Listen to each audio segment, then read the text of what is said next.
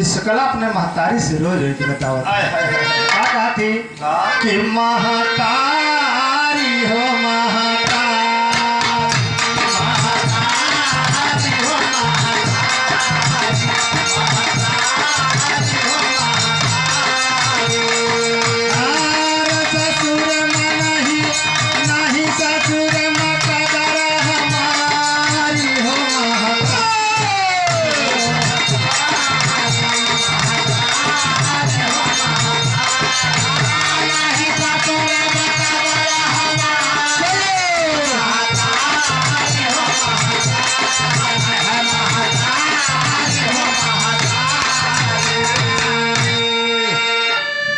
आखिर भवा का कहे नहीं इज्जत बा कहने शंख और चक्र दिया हमारे बनैले आइंदा यौ विष्णु का दिहले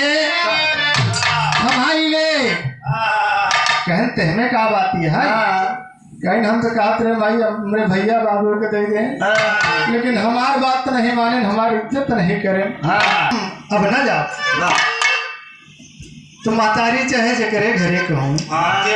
अगर बिटिया एक दाएं रोई दे कलेजा फाड़ जाता कहीं चला रहा है जब बिट्टी कहीं पड़ी रहा जा का 2 महीना 6 महीना धीरे धीरे 1 महीना 2 महीना 6 महीना साल निचकाई लगा विश्वकर्मा जी सोचत है कि विश्वकला गई लौट के वही ना भाई बिगड़ गई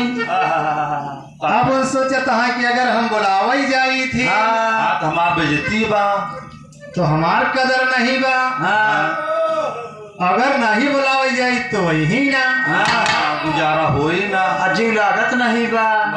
अजीब लागत नहीं बा काहे लागे भाई बैठा बैठा सोचत रहे कहें भगवान क्या करी उनका कुछ न सुझान कहें जा विश्वकला चाहे आवे चाहे ना हम विश्वकला की नहीं दूसर विश्वकला बनाएंगे 200 मेहराबी बना लिए भाई। एक लाइन टेरी के भा लगल मास्टर